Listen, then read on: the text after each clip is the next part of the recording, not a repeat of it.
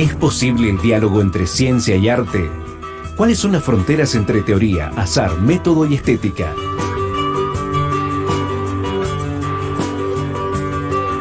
Un diálogo entre la ciencia y el arte. Sonoridad molecular.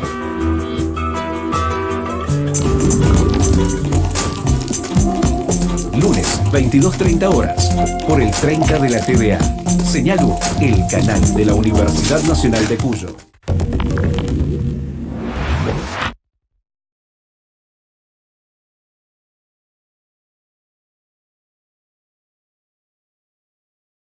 Pasamos por historia y obviamente tenemos que hablar de algo que está sucediendo en el mundo demasiado importante que tiene que ver con el Amazonas y el medio ambiente. Así es, vos lo decías al inicio, el Amazonas es el pulmón del mundo. En este lugar se encuentra la mayor fauna y flora del planeta y en este momento está sufriendo uno de los mayores focos de incendios a nivel mundial. Nos afecta a nivel de medio ambiente, por supuesto, pero también esto tiene causas y consecuencias políticas principalmente, y está con nosotros, tenemos comunicación videollamada con Mario Guerrero, becario doctoral del CONICET, licenciado en Ciencias Políticas y Administración, justamente para hablar de cómo afecta los incendios, cómo afectan las decisiones políticas o las no decisiones políticas a los incendios que están ocurriendo ahora mismo en el Amazonas. Hola Mario, ¿cómo estás?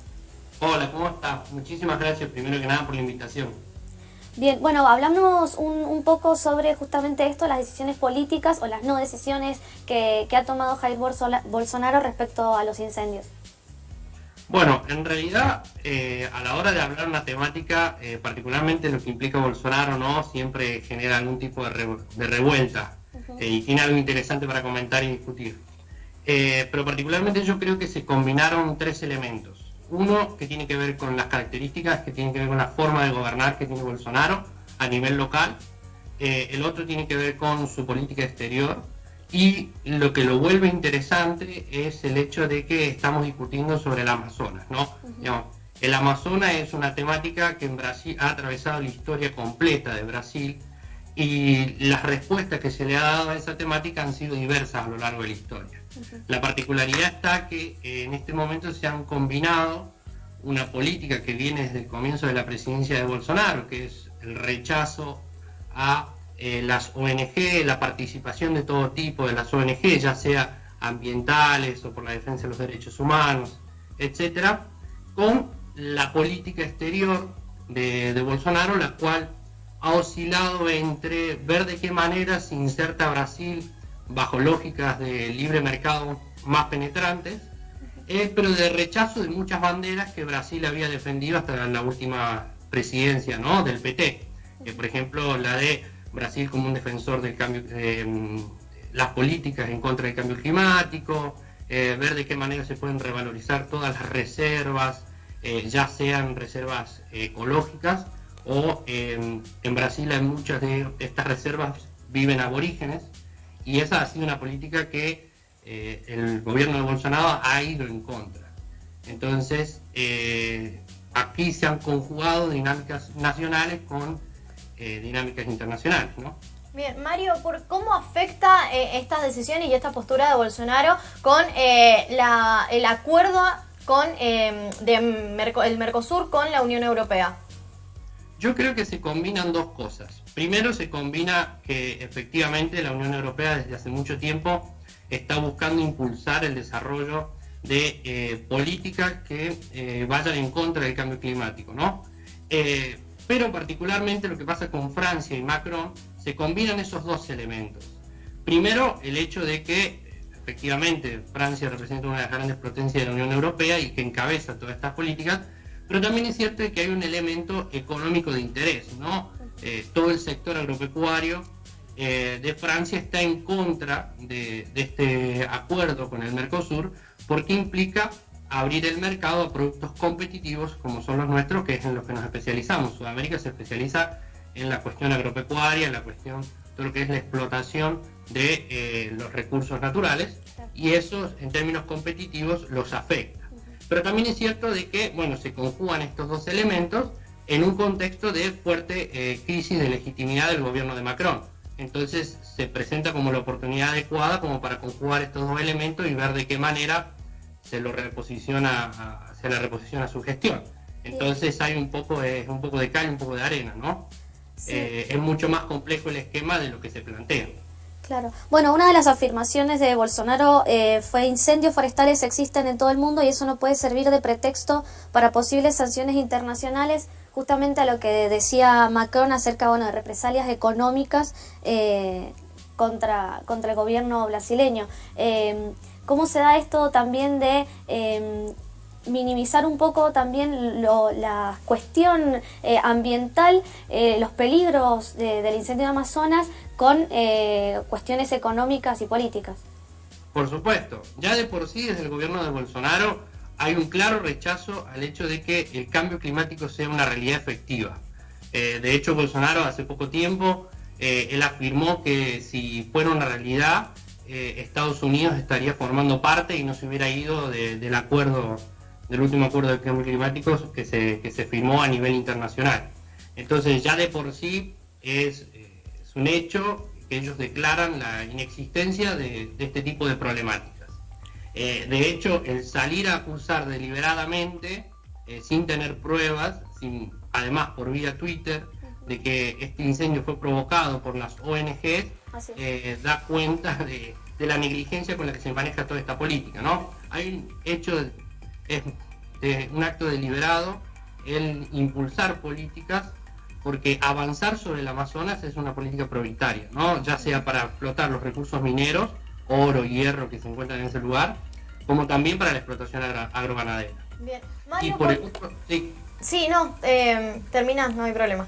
No, que el otro lado es que en el campo a nivel de política exterior hay un flanco abierto, perdón, porque desde hace un tiempo hay un enfrentamiento diplomático entre Brasil y Noruega y Alemania, por ejemplo, porque ellos retiraron, no termina de quedar claro si es que si Brasil renunció a esos fondos o ellos lo retiraron, producto de el impulso de políticas que van en contra de la ecología o que buscan modificar el impacto que están teniendo las diversas economías sobre el cambio climático, a un fondo que se llama el Fondo Amazonia. Lo que permitía era impulsar políticas que permitían conservar las distintas reservas, ya sea aborígenes como ecológicas, que tenía en Brasil. Entonces como que también está el frente abierto, y más siendo de que lo hace vía Twitter, porque en ese acto acusó a Noruega, intentó acusar a Noruega de que se asesinaban ballenas para comercializar, y se equivocó y dijo Dinamarca. Bien. Y eso también abrió otro frente, lo cual da cuenta de la negligencia con la que se manejan estas temáticas. Claramente hay una relación o un intento de relación y amistad entre Estados Unidos y Brasil.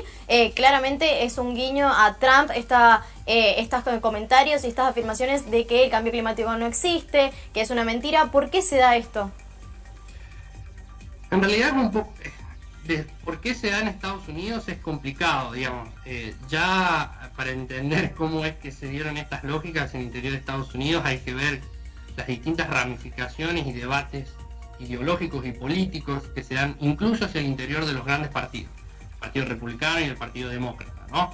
Digamos, es consabido que los grandes aportantes de las campañas electorales del Partido Republicano provienen del sector petrolero, del sector agropecuario, y por eso es que hay grandes, en mayor o menor medida, los diferentes dirigentes políticos que se mueven en el espectro del republicanismo tienen un mayor o menor apego. Al parecer Donald Trump es de los que tiene un mayor apego, y es de hecho donde más fuerza se le ha dado a políticas como por ejemplo como el fracking o de explotación agropecuaria, que lo que buscan es repotenciar a Estados Unidos, como lo ha sido hace tiempo, en esos sectores. Particularmente lo que yo creo desde Bolsonaro tiene que ver con una cuestión, primero que nada, reorientar el centro hacia el cual mira Brasil, dejar de mirar otros lados como eran Europa o el expansionismo que tenían, no expansionismo, pero sí la orientación económica hacia el África o hacia Asia, que era un fuerte sesgo por parte de la presidencia del PT o de Lula, hacia Estados Unidos como el principal centro económico.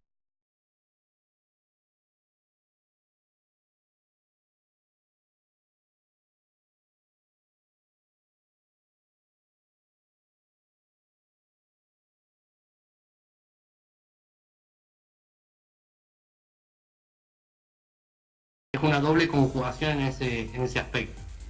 Mario, en todo este contexto internacional, ¿cómo queda el pueblo de Brasil? Complicado, porque nosotros tenemos que entender de que esto ha afectado todo el fuego, particularmente ha afectado toda la región norte de Brasil. De hecho, creo que fue en el día de hoy que el estado de Amazonas ya pidió ayuda para poder combatir y paliar todos los desastres que ha dejado el fuego, porque no solamente es que se hayan prendido fuego distintas reservas o distintos lugares, sino que eso se termina socavando toda la biodiversidad, ciudades, pueblos. Hay que tener en cuenta que muy poco se conoce del Amazonas, hay mucho por desconocido, y hay incluso diferentes comunidades aborígenes que todavía no han tenido contacto con la civilización y que siguen viviendo ahí. Es muy difícil valorar el impacto que ha tenido el daño del fuego. Y por otro lado tiene que ver desde un aspecto mucho más general, ¿no? Esto es un signo más de la profundización de las políticas que se están llevando desde el comienzo desde la presidencia de Bolsonaro, ¿no? Es un elemento más que ha tenido daños y ha sido catastrófico a nivel no solamente Brasil, sino a nivel mundial. Entonces da cuenta de cómo es que el accionar, la negligencia en el accionar de las políticas puede llegar a ocasionar mucho daño. Y esta es una temática también que se va a tratar y que se está tratando en el G7. ¿Cómo va? Exactamente. ¿Por qué piensan tratar obviamente esta temática y cómo va a afectar los dichos que ya están diciendo las autoridades que participan en el G7 acerca de esta situación? De diversas formas. Por un lado, desde el plano de la legitimación, el hecho de continuar a las críticas que ya se vienen dando a la presidencia de Bolsonaro desde diversas potencias, particularmente las potencias europeas.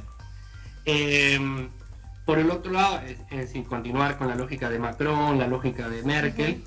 Y por el otro lado tiene que ver con cuestiones como los comentarios, que fueron breves, bastante difusos, pero todos se quedaron con el mensaje como que el acuerdo con entre el Mercosur y la Unión Europea estaría en peligro, pero lo que dijo Tusk en realidad es que no va a ser armoniosa la aprobación del acuerdo, lo cual se tomó como que se puso, ya es imposible que se dé el acuerdo, que se va a caer, pero en realidad lo que da cuenta es que da argumentos a aquellos sectores los cuales están en contra de la aprobación de este acuerdo. Entonces hay que ver cómo es que se da eso. Y por el otro lado, tiene que ver con políticas concretas. Bolsonaro dijo hace poco, creo que fue en el día de ayer, que Alemania y Francia le habían hecho pedidos concretos para poder controlar el incendio, como por ejemplo aumentar el número de reservas, ya sea ecológicas como aborígenes, en suelo aborigen, en el Amazonas, diciendo particularmente Macron que el Amazonas es un bien común, ¿no? Y entramos en una lógica ya muy tradicional, que viene de hace mucho tiempo, en el hecho de que, por ejemplo, Bolsonaro contestó a eso que el Amazonas era de Brasil. Entonces hay una disputa, ¿no? Digamos, hasta qué punto las grandes potencias inciden sobre el diseño de las políticas ambientales, las políticas económicas y sociales en los grandes países, que son los que tienen los grandes países como Brasil, países como de Sudamérica, que son los que son dueños de los grandes recursos naturales, y mientras que Brasil, por ejemplo, buscan hacer una explotación fuerte de esos recursos para poder llevar adelante el crecimiento económico que buscan llevar adelante. Bien. Entonces es una constante disputa entre actores, pesos pesados, porque Brasil es un peso pesado en la región, de cómo se pueden orientar este tipo de políticas. Bien. Mario, muchísimas gracias por esta comunicación, por todo el panorama político internacional que nos has dado, y por supuesto esperamos tenerte muy pronto acá en el programa para seguir hablando sobre este tema, porque bueno, nos han quedado muchas preguntas en el tintero. Totalmente, un análisis más que claro de la situación política, de la política internacional que está pasando. Listo, entonces muchísimas gracias y gracias a ustedes nuevamente por la invitación. Bien, nos vemos, Mario, te esperamos pronto aquí en el programa, por supuesto. Un tema que queremos hablarlo, esta semana vamos a